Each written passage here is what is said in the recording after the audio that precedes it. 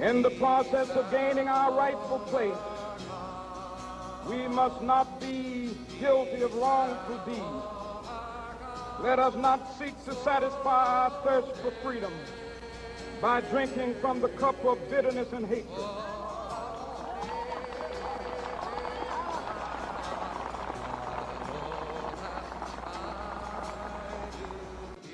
We must forever conduct our struggle on the high plane of dignity and discipline.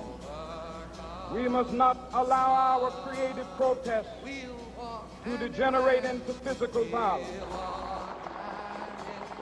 Again and again, we must rise to the majestic height of meeting physical force with soul force. The marvelous new militancy which has engulfed the Negro community must not lead us to a distrust of all white people. For many of our white brothers, as evidenced by their presence here today, have come to realize that their destiny is tied up with our destiny.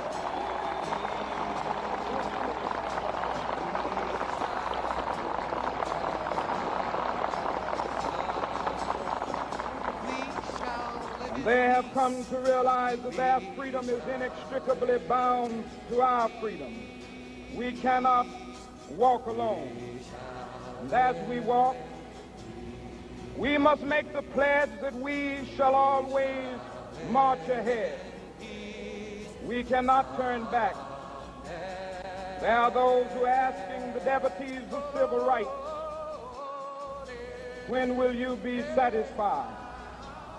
We can never be satisfied as long as the Negro is the victim of the unspeakable horrors of police brutality.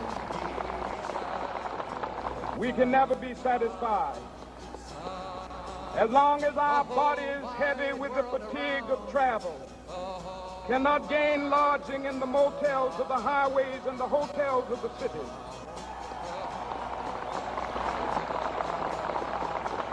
We cannot be satisfied as long as the Negro's basic mobility is from a smaller ghetto to a larger one.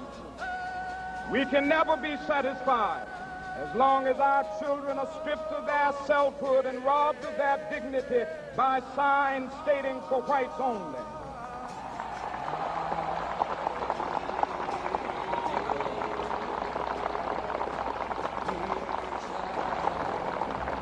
We cannot be satisfied as long as a Negro in Mississippi cannot vote and a Negro in New York believes he has nothing for which to vote.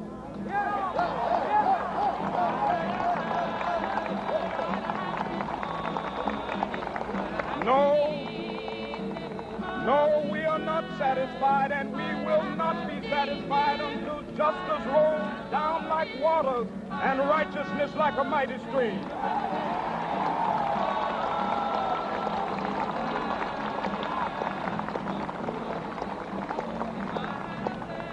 I am not unmindful that some of you have come here out of great trials and tribulations. Some of you have come fresh from narrow jail cells. Some of you have come from areas where your quest for freedom left you battered by the storms of persecution, staggered by the winds of police brutality. You have been the veterans of creative suffering. Continue to work with the faith that unearned suffering is redemptive. Go back to Mississippi. Go back to Alabama. Go back to South Carolina. Go back to Georgia. Go back to Louisiana. Go back to the slums and ghettos of our northern cities.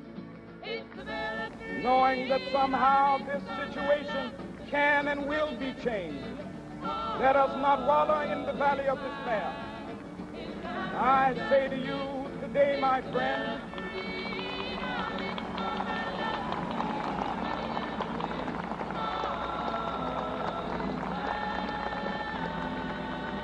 so even though we face the difficulties of today and tomorrow, I still have a dream.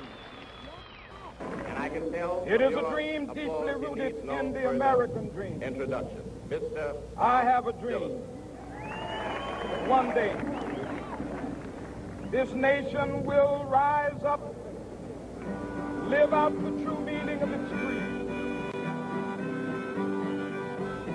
We hold these truths to be self-evident, that all men are created equal.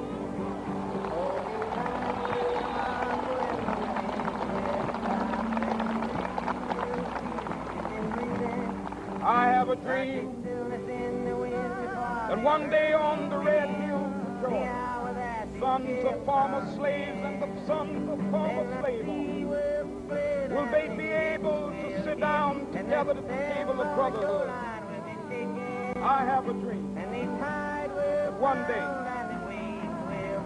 even the state of Mississippi, a state sweltering with the heat of injustice, sweltering with the heat of oppression, be transformed into an oasis of freedom and justice. I have a dream.